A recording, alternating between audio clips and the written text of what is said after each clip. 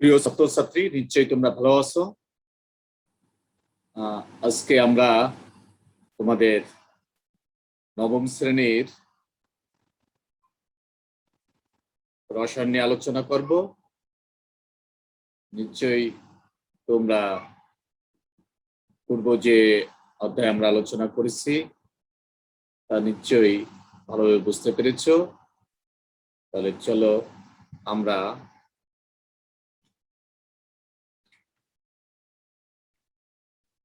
আমাদের যাই। তাহলে আজকে আমরা তৃতীয় অধ্যায় আলোচনা করব। দেখি আজকে আমাদের তৃতীয় অধ্যায় কি আছে। দেখো তো তোমরা এই স্লাইডটা বুঝতে পারছো। স্লাইডে কি চারপাশ দিয়ে ঘুরতেছে দেখো, ভিতরে কি আছে তোমরা আন্দাজ করো। স্লাইড দেখাচ্ছি, দেখো তোমরা চারপাশ দিয়ে লাল ঘুরতেছে আর ভিতরে দুই রঙের আছে। নিশ্চয়ই তোমরা এগুলো বুঝতে পারছো কি, যে আমরা আজকে পরমাণুর গঠন নিয়ে আলোচনা। তাহলে আজকে আমরা পরমাণুর গঠন নিয়ে আলোচনা করব। চলো আমরা পরমাণুর গঠন সম্পর্কে দেখি। তাহলে আজকে আমরা কি কি জানবো তোমরা দেখে নাও। পরমাণুর মৌলিক কণিকার গুলো নাম বলতে পারবো। প্রথমে আমরা মৌলের প্রতীক ও সংকেত লিখতে পারবো। পরমাণুর মৌলিক কণিকা গুলো তোমরা নাম বলতে পারবে, মৌলিক কণিকা ধর্ম বর্ণনা করতে পারবে, মৌলের পারমাণবিক সংখ্যা ভর সংখ্যা লিখতে পারবে, রাদারফোর্ড বোর পরমাণু মডেলের বর্ণনা করতে পারবে। তাহলে চলো আমরা এগিয়ে যাই। প্রথমে আমরা দেখব প্রতীক কি। মৌলের পুরো নামের সংক্ষিপ্ত রূপকে প্রতীক বলি। আমরা জানি একটা মৌল তার পুরো নামের সংক্ষিপ্ত রূপকে আমরা প্রতীক বলি। যেমন হাইড্রোজেনের প্রতীক এইচ, বড়তের এইচ, প্রতীকে মৌলের একটি পরমাণুকে বোঝায়। দেখো হাইড্রোজেন একটি পরমাণুকে বোঝায়, তাহলে আমরা প্রতীক বলতে এমন একটা জিনিসকে বোঝাবো যার একটা মাত্র পরমাণুকে বোঝাবে।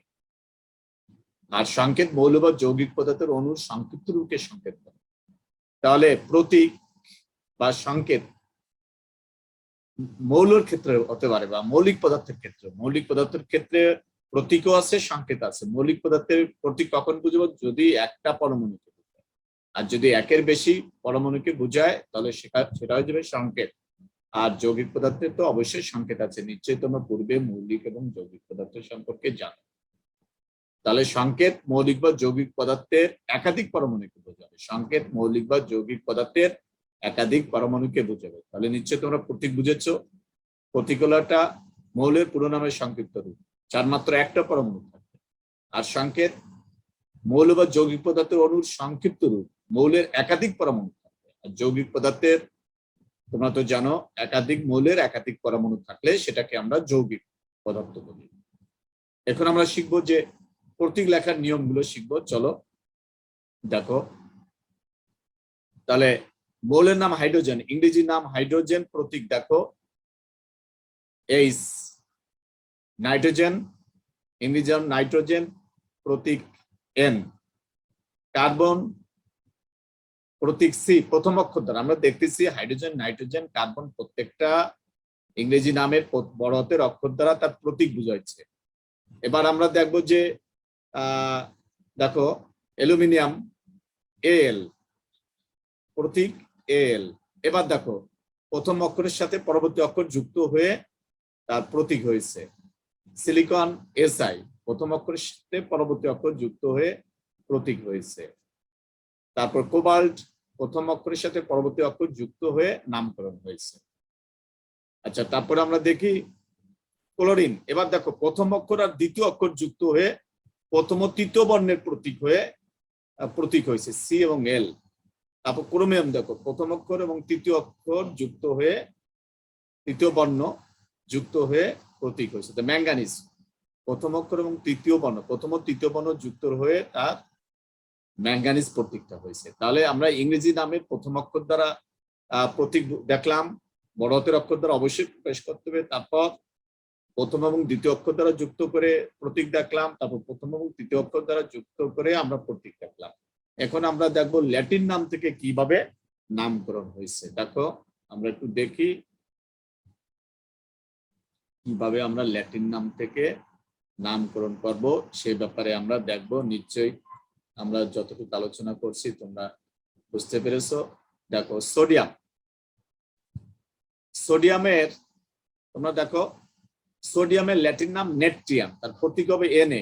পটাশিয়ামের ল্যাটিন নাম ক্যালিয়াম, তার প্রতীক হবে K। অ্যান্টিমনির প্রতীক নাম হলো স্টিবিয়াম, তার প্রতীক হবে Sb। কপারের কাপরাম বা কুপ্রাম যাই বলো, তার প্রতীক হবে Cu।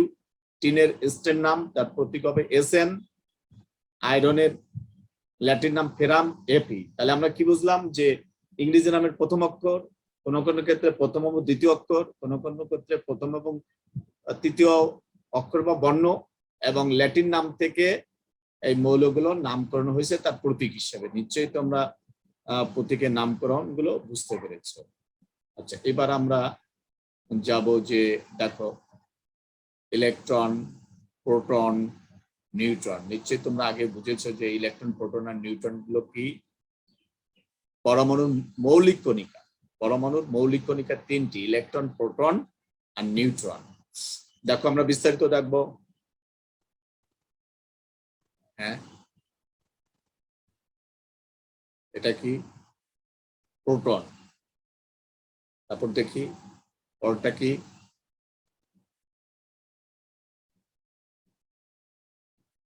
নিউট্রন। দেখো নিউক্লিয়াসের ভিতর প্রোটন আর নিউট্রন আছে, দেখাচ্ছে বাইরে দেখাচ্ছে বিভিন্ন কক্ষপথে ইলেকট্রন দেখাচ্ছে।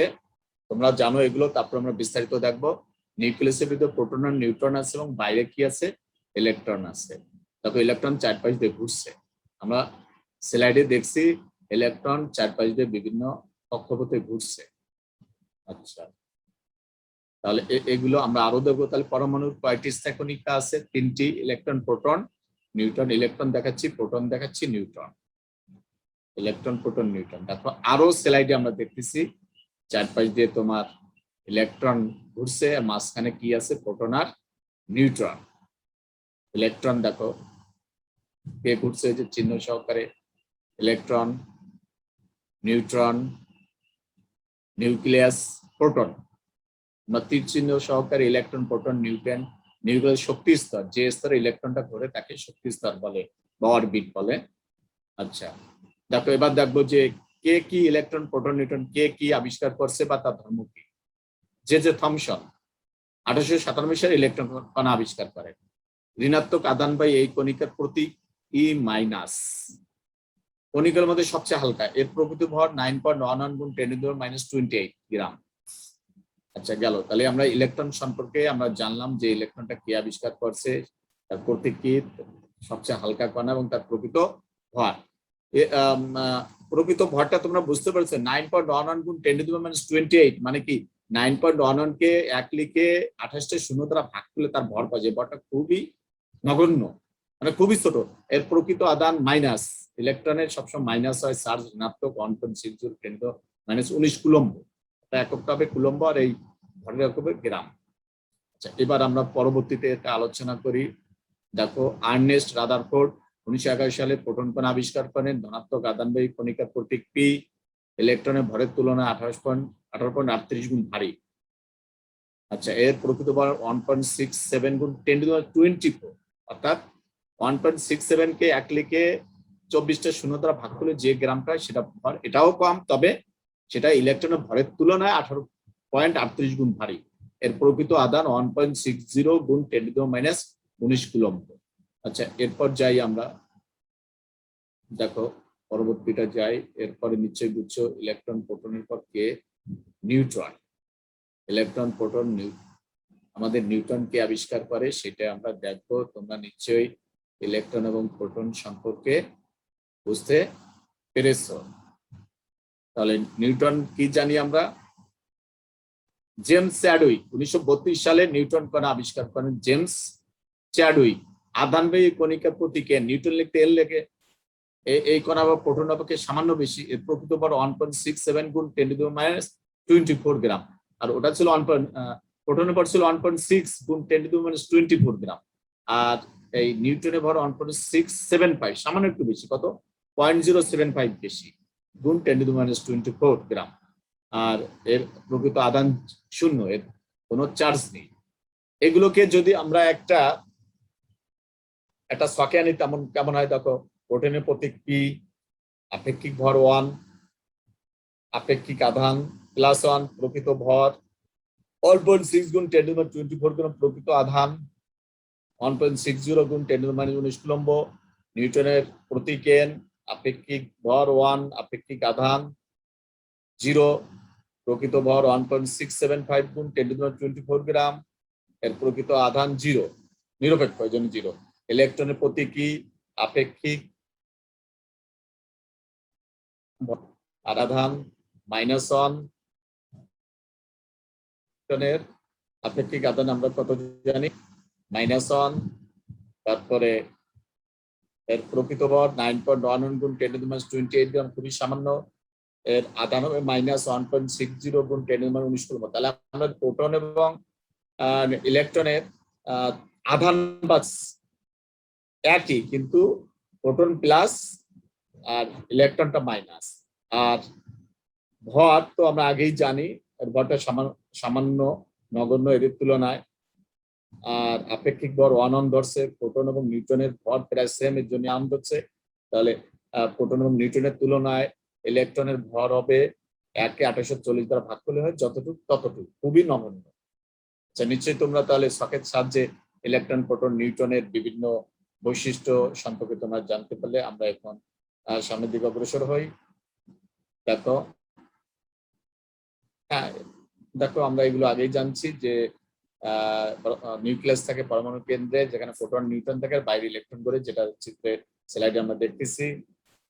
তাহলে আমরা সেটা বিস্তারিত দেখি। পরমাণু কেন্দ্র থাকে নিউক্লিয়াস, নিউক্লিয়াস অবস্থান করে প্রোটন ও নিউট্রন, এদের সমষ্টিকে বলা হয় ভর সংখ্যা। পরমাণুর ইলেকট্রন সংখ্যা বলা হয় পারমাণবিক সংখ্যা, পারমাণবিক প্রোটন সংখ্যাকে বলা হয় পারমাণবিক সংখ্যা। তিনটি কণিকাকে হলো পরমাণুর স্থায়ী কণিকা। মূলত প্রোটন সংখ্যাকে পারমাণবিক সংখ্যা বলে, কিন্তু যতটা প্রোটন থাকে ততটা ইলেকট্রন থাকে, যদি কিনা ইলেকট্রন আদান প্রদান না করে। দেখো আমরা দেখছি, এই যে এটা কি নিউক্লিয়াস, নিউক্লিয়াসে কি থাকবে, প্রোটন আর নিউট্রন। এই প্রোটন সংখ্যাকে, এই যে প্রোটন সংখ্যাকে আমরা পারমাণবিক সংখ্যা বলবো, যতটা প্রোটন থাকবে ততটা ইলেকট্রন থাকবে, যদি পরমাণু ইলেকট্রন আদান প্রদান না করে থাকে। তাহলে ভর সংখ্যা কাকে বলবো, এই প্রোটন আর নিউট্রনের সমষ্টিকে ভর সংখ্যা বলবো। তাহলে প্রোটন আর নিউট্রন থেকে যদি প্রোটন সংখ্যা বাদ দিই, তাহলে নিউট্রন সংখ্যা থাকবে। আচ্ছা, নিশ্চয়ই তোমরা তাহলে এটা বুঝতে পেরেছো। দেখো, একটা কে, একটা প্রতীক, একটা মৌলের প্রতীক, পটাশিয়াম। আমরা জানি পটাশিয়ামের প্রতীক হলো কে। এটা একটা প্রতীক কেন, মাত্র একটা পরমাণু আছে, এটার জন্য একটা প্রতীক। তাহলে এর বামে নিচে এটাকে কি বলি আমরা, পারমাণবিক সংখ্যা, মানে প্রোটন সংখ্যা। উপরটাকে বলবো ভর সংখ্যা, যেখানে প্রোটন আর নিউট্রনের সমষ্টি। তাহলে প্রোটন এবং নিউট্রনের সমষ্টির থেকে যদি প্রোটন সংখ্যা বাদ দিয়ে আমরা নিউট্রন সংখ্যা পাবো। দেখো, যেটা আমরা তাহলে এটা ভর সংখ্যা এ দ্বারা প্রকাশ করা হয়। নিউক্লিয়ান বা ভর সংখ্যা, এটাকে বলে নিউক্লিয়ান বা ভর সংখ্যাকে বড়দের এ দ্বারা প্রকাশ করা হয়। আর প্রোটন বা পারমাণবিক সংখ্যাটাকে জেড দ্বারা প্রকাশ করা হয়। তাহলে দেখো, নিউট্রন সংখ্যা হবে কি, এই ভর সংখ্যার থেকে, ভর মানে প্রোটন আর নিউট্রন, ভর মানে প্রোটন আর নিউট্রনের থেকে যদি প্রোটন বাদ দেয়, তাহলে নিউট্রন সংখ্যা পাবো। কত পেয়েছি আমরা, 20। তাহলে নিশ্চয়ই তোমরা এখান থেকে নিউট্রন সংখ্যা বের করতে পারবা। যেহেতু প্রোটন সংখ্যা 19, তাহলে ইলেকট্রন সংখ্যা হবে 19। আচ্ছা, এবার আমরা রাদারফোর্ডের পরমাণু মডেল সম্পর্কে জানবো। দেখো, রাদারফোর্ড 1911 খ্রিস্টাব্দে এই পরমাণু মডেলটা দেন। হ্যাঁ, আমরা জানি যে পরমাণুর একটি কেন্দ্র আছে। আমরা জানি পরমাণুর একটি কেন্দ্র আছে, চিত্রে দেখাচ্ছি পরমাণুর একটি কেন্দ্র আছে। এই কেন্দ্রের নাম নিউক্লিয়াস। আমরা পূর্বে আলোচনা করেছি, নিউক্লিয়াসের ভিতরে প্রোটন এবং নিউক্লিয়াসের বাইরে কি থাকে, যে ইলেকট্রন থাকে, যেটা চিত্রে দেখাচ্ছে। ইলেকট্রন অবস্থান করে, যেটা আপেক্ষিক ইলেকট্রনের ভর শূন্য ধরা হয়। ইলেকট্রনের ভর খুবই সামান্য, জন্য শূন্য ধরা। কাজেই নিউক্লিয়াসের ভিতরে অবস্থিত প্রোটন এবং নিউট্রনের ভরটাই পরমাণুর ভর হিসেবে ধরা হয়। যেহেতু ইলেকট্রন ভর সামান্য, আমরা একটু দেখছি, 1 যদি 1840 দ্বারা ভাগ করা হয়, মানে খুবই নগণ্য, এই জন্য ওটাকে শূন্যই ধরা হয়েছে। এর জন্য পরমাণুর ভর বলতে এই নিউক্লিয়াসে অবস্থিত প্রোটন আর নিউট্রনের ভরটাকে দিতে হবে। নিউক্লিয়াস অত্যন্ত ক্ষুদ্র, পরমাণুর ভিতরে বেশিরভাগ জায়গায় ফাঁকা। নিউক্লিয়াস কি অত্যন্ত ক্ষুদ্র, তাহলে এর ভিতরে বেশিরভাগ জায়গায় ফাঁকা। তাহলে তারপরে পরমাণু মডেলের আমরা আরো দেখি কি বলছে। সৌরজগৎকে, সূর্যকে কেন্দ্র করে বিভিন্ন ক্ষমতায় যেমন গ্রহগুলো ঘুরে, তেমনি নিউক্লিয়াসকে কেন্দ্র বিভিন্ন ইলেকট্রন গুলো ঘুরছে। কোনো পরমাণু নিউক্লিয়াস যে কয়টি প্রোটন থাকে, নিউক্লিয়াস সে কয়টি ইলেকট্রন থাকে। যেহেতু প্রোটন ইলেকট্রন চার্জ একভাবে সমান বিপরীত চিহ্নে, তাই পরমাণু সাময়িক চার্জ শূন্য। একটু আগে আলোচনা করছি যে সৌরজগতে সূর্যকে কেন্দ্র করে যেমন বিভিন্ন কক্ষপথে গ্রহগুলো ঘুরছে, তেমনি নিউক্লিয়াসকে কেন্দ্র করে বিভিন্ন ইলেকট্রন গুলো ঘুরছে। যতটা প্রোটন থাকবে ততটা বাইরে ইলেকট্রন থাকবে। প্রোটন এবং ইলেকট্রন চার্জ সমান কিন্তু বিপরীত, তাই পরমাণু সামগ্রিকভাবে চার্জ শূন্য। আমরা যদি চিত্রে দেখি, এটা সৌরজগতের সাথে তুলনা করছি। দেখো এটা হচ্ছে সৌরজগৎ। এই যে সূর্যকে কেন্দ্র করে বিভিন্ন গ্রহ উপগ্রহ ঘুরছে, আর এটা নিউক্লিয়াসকে কেন্দ্র করে ইলেকট্রন গুলো ঘুরছে। তাহলে সৌরজগতে যেমন সূর্যকে কেন্দ্র করে বিভিন্ন গ্রহগুলো ঘুরছে, সেরকম নিউক্লিয়াসকে কেন্দ্র করে ইলেকট্রন গুলো চারদিকে ঘুরছে। এখানে যতগুলো প্রোটন থাকবে ততগুলো ইলেকট্রন থাকবে, কিন্তু প্রোটন ইলেকট্রনের চার্জ সমান, কিন্তু বিপরীত বিধায় পরমাণু কি সামগ্রিকভাবে চার্জ শূন্য। তাহলে নিশ্চয়ই তোমরা রাদারফোর্ডের পরমাণু মডেল বুঝতেছো। তারপরে আমরা দেখি, তাহলে এটা সৌরজগৎ, এটা পরমাণু। তারপর দেখি আমরা যে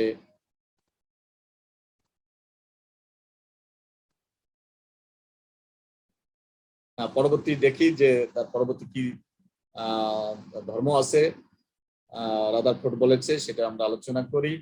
দেখো, ধনাত্মক চার্জ বাই নিউক্লিয়াসের প্রতি ঋণাত্মক ইলেকট্রন এক ধরনের আকর্ষণ বল অনুভব করে। এই আকর্ষণ বল কেন্দ্রমুখী এবং কেন্দ্রমুখী এবং কেন্দ্র বিমুখী বলের কারণে পৃথিবী যখন সূর্যের চাঁদে ঘুরে, সেরকম ইলেকট্রন নিউক্লিয়াস চারিদিকে ঘুরে। দেখো,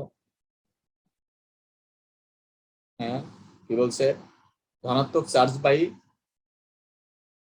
নিউক্লিয়াস এবং ঋণাত্মক চার্জ বাই ইলেকট্রন এর এর কি কি থাকে, এই আকর্ষণ বল কেন্দ্রমুখী। এই কেন্দ্রমুখী বলের কারণে পৃথিবী যখন সূর্যের চারিদিকে ঘুরে, ইলেকট্রন নিউক্লিয়াস চারিদিকে ঘুরে কেন্দ্রমুখী বলের কারণে। যেমন সূর্যকে চারিদিকে বিভিন্ন গ্রহ ঘুরছে, এজন্য আকর্ষণ বল প্রয়োগ করে, সেরকম নিউক্লিয়াসকে চারিদিকে ইলেকট্রন ঘুরে একটা কেন্দ্রমুখী বল আছে। কেন্দ্রমুখী বলের কারণে পৃথিবী যেমন সূর্যের চারিদিকে ঘুরে, সেরকম ইলেকট্রন নিউক্লিয়াসের চারিদিকে ঘুরে।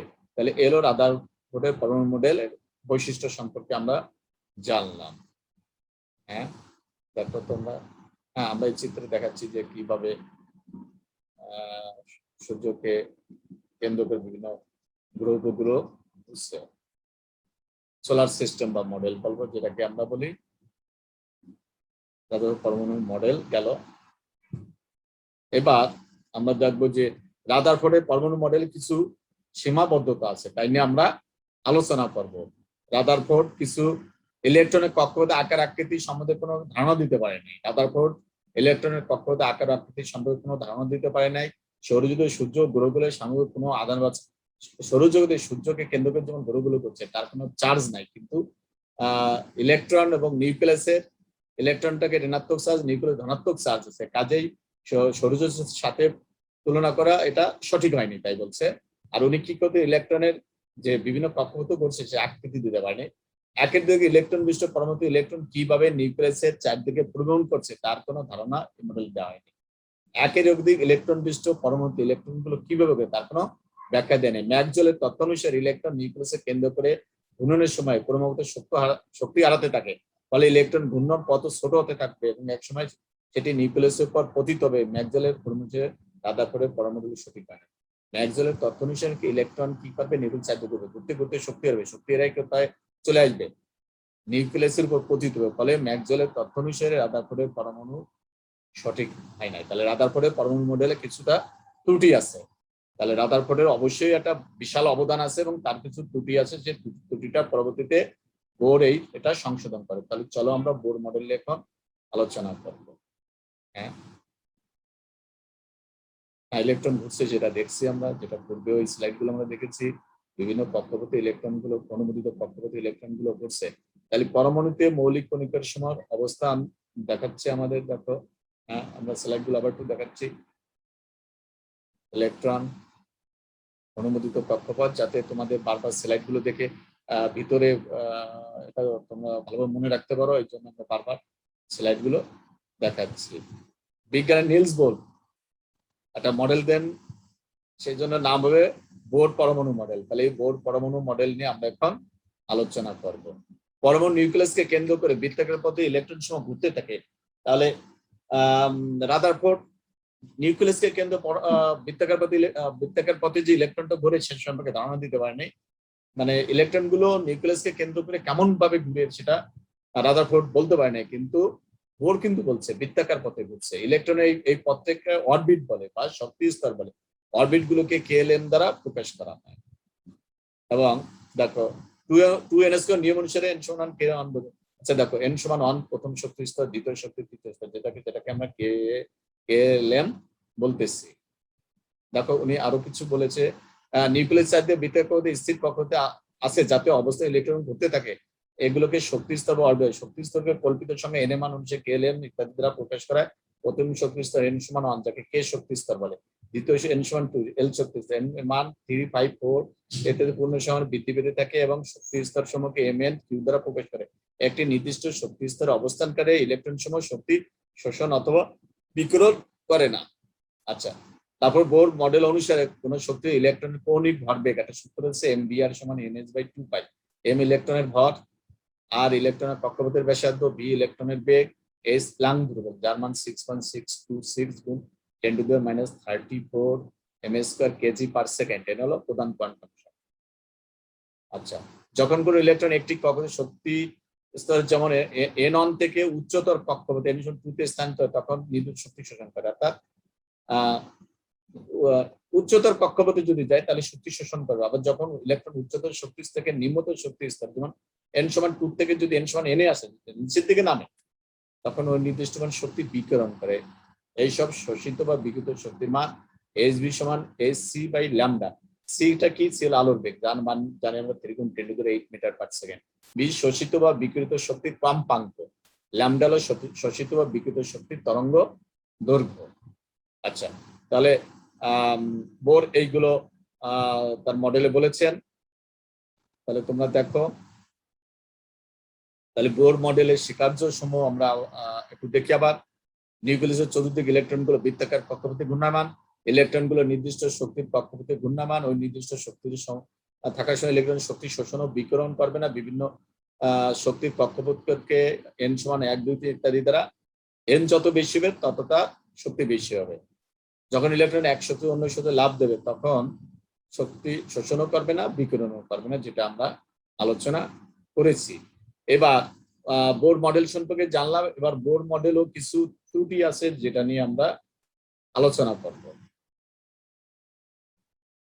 তার আগে তার সাফল্য নিয়ে একটু আলোচনা করব, কিভাবে রাদারফোর্ডের সাথে একটু তুলনা করব। রাদারফোর্ডের পরমাণু মডেলকে সৌরজোর তুলনা করেছে, যেখানে ইলেকট্রন শক্তির সম্বন্ধে ধারণা নেই, কিন্তু বোর শক্তির আকার বৃত্তাকার বলেছে। আমি একটু বলেছি রাদারফোর্ড সৌরজগতের সাথে তুলনা করেছিল মডেলকে, ইলেকট্রনের শক্তির সম্বন্ধে ধারণা দেয়, কিন্তু বোর কিন্তু রাদারফোর্ড পরমাণু মডেল শক্তি শোষণ বিজ্ঞানের কথা বলেনি, যেখানে বোর মডেল স্পষ্ট করে বলা হয়েছে। রাদারফোর্ড পরমাণু যে মৌলের পারমাণবিক বর্ণালী ব্যাখ্যা করতে পারে, কিন্তু বোর মডেল এক ইলেকট্রন বিশিষ্ট মৌলের বর্ণালী ব্যাখ্যা করতে পেরেছে। তাহলে বোর পরমাণু মডেলের সাফল্য সম্পর্কে আমরা বুঝতে পেরেছি, কিন্তু এনারও কিছু ত্রুটি আছে, সে ত্রুটি নিয়ে আমরা আলোচনা করব। বোর পরমাণু মডেল অনুযায়ী একাধিক ইলেকট্রন বিশিষ্ট পরমাণু বা আয়নের পরমাণু বানায়। উনি এক ইলেকট্রন বিশিষ্ট পরমাণুর পারমাণবিক বর্ণালী সম্পর্কে ব্যাখ্যা করতে পারছে, কিন্তু একাধিক ইলেকট্রন বিশিষ্ট পরমাণু বা আয়নের পারমাণবিক বর্ণালী ব্যাখ্যা করতে পারেনি। এক স্তর থেকে অন্য স্তরে ইলেকট্রন স্থান সহ কিছু সূক্ষ্ম রেখাও পাওয়া যায়, যা ব্যাখ্যা পাওয়া যায়নি।